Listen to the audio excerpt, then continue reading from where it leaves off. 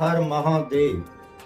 मैं पंडित विपिन कुमार आदिदेव ज्योतिष केंद्र से आपसे बात कर रहा हूँ। आज मैं आपको करवा चौथ व्रत की कथा सुनाऊंगा।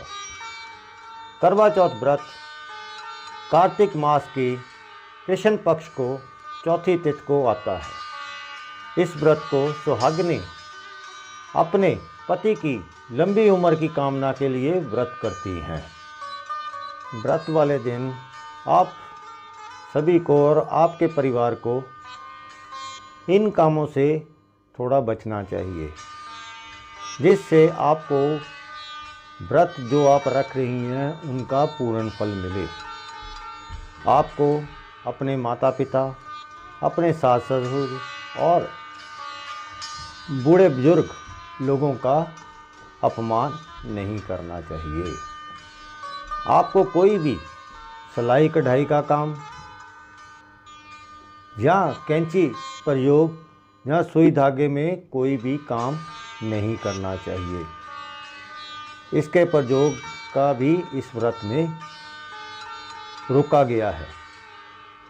और आपके परिवार को तामसिक भोजनों और नशीले पदार्थों से भी उस दिन बचना चाहिए। वैसे भी जब किसी घर में शुभ कार्य होता है तो उस दिन इन मादक पदार्थों से या तामसिक भोजन से बचना ही अच्छा होता है, ताकि परमात्मा आप पर कृपा दृष्टि बनाए रखे।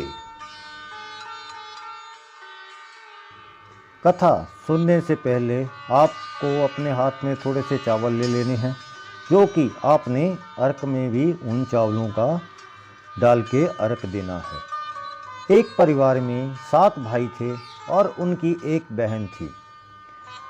उसका नाम चंद्रवती था। वह बहुत लाडली थी, क्योंकि वह इकलौती बहन थी। जब वह बड़ी हुई तो सबको उसके विवाह की चिंता हुई। भाइयों को विवाह के बाद बहन का जाना बहुत बुरा लगा, परंतु शादी तो करनी ही थी। बहन ने शादी के बाद करवा चौथ का व्रत रखा। निर्जल व्रत रख कुछ भी नहीं खाया। शाम को भाइयों ने बहन से कहा कि आओ खाना खाएं। वे अपनी बहन से बहुत प्यार करते थे। बहन ने कहा, जब चंद्रमा निकलेगा तब मैं खाना खाऊंगी। वह भाइयों को बहुत ही प्यारी थी, इस कारण उन्होंने भी पूरे दिन खाना नहीं खाया। भाइयों ने एक उपाय सोचा कि किसी तरह से बहन का व्रत जल्दी खुलवा दें, फिर सब खाना खा लेंगे।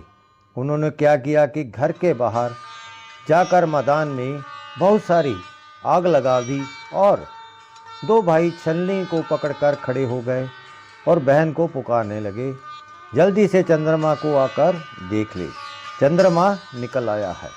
बहन ने ऐसा ही किया। जैसे ही बहन व्रत खोलने बैठी, ससुराल से खबर आई कि जल्दी चलो, तुम्हारे पति की हालत बहुत ख़राब है।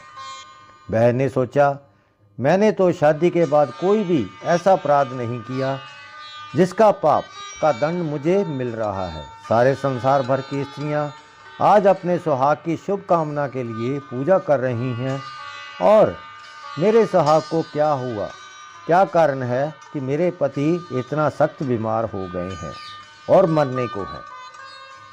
उन्होंने पंडित से जाके पूछा, पति की बीमारी के बारे में जानना चाहा तो पंडित जी ने कहा, पूजा में कोई विघ्न आ गया है, इस कारण से ऐसा हुआ है।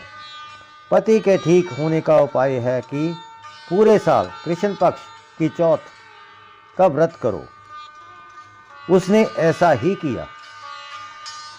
उसके पति को कांटे वाली बीमारी थी। चंद्रावती पूरे 1 वर्ष तक कांटे निकालती रही। अब आँखों के कांटे बाकी रह गए तो करवा चौथ का व्रत आ गया। वह अपनी नौकरानी से कहकर गई कि तू इनका ध्यान रखना, मैं करवा चौथ का सामान लेकर आती हूँ। नौकरानी के मन में लालच आ गया। नौकरानी ने आँखों के कांटे निकाल दिए। चंद्रावती के पति ने नौकरानी से पूछा कि उसकी पत्नी कहाँ है। नौकरानी ने कहा, कहीं घूमने फिरने गई होगी। चंद्रावती के पति ने समझा कि इसी औरत ने मेरी 1 वर्ष तक सेवा की है, अब यही मेरी धर्मपत्नी होगी। मैं इसी स्त्री को अपना रानी बनाऊंगा। अब चंद्रावती सामान लेकर आई तो उसके पति ने उससे कहा, निकल जा, इसी औरत ने ही मेरी सेवा की है, यही मेरी रानी है। अगले वर्ष जब करवा चौथ आई तो चंद्रावती पूजन के समय अपनी ही कहानी कहने लगी। इस प्रकार एक बहन थी, उसके भाई उससे बहुत प्यार करते थे। उन्होंने करवा चौथ के दिन कच्चे चंद्रमा को अर्क दिलवा दिया और तभी उसके पति को कांटे की बीमारी आ गई। कहानी कहते कहते स्त्री ने आंखों से अरबिल आंसू गिरने लगे।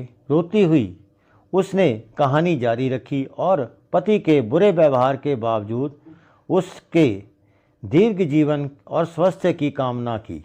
इस प्रकार से उसकी कहानी पति ने तो सुनी तो उसने सोचा, यही मेरी असली रानी है।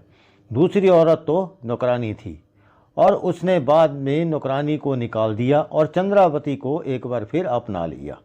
इस प्रकार से चंद्रावती के सुहाग की रक्षा हुई। 7 भाइयों की बहन ने प्रसन्नचित्त होकर कहा कि जैसे करवा चौथ व्रत में मेरे सुहाग की रक्षा हुई है, माता गौरी वैसे ही औरों के सुहाग को भी बनाए रखे।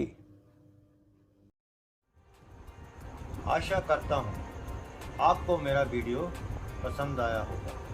यदि आपको मेरा वीडियो पसंद आया, लाइक और शेयर करें, मेरे चैनल को सब्सक्राइब करें।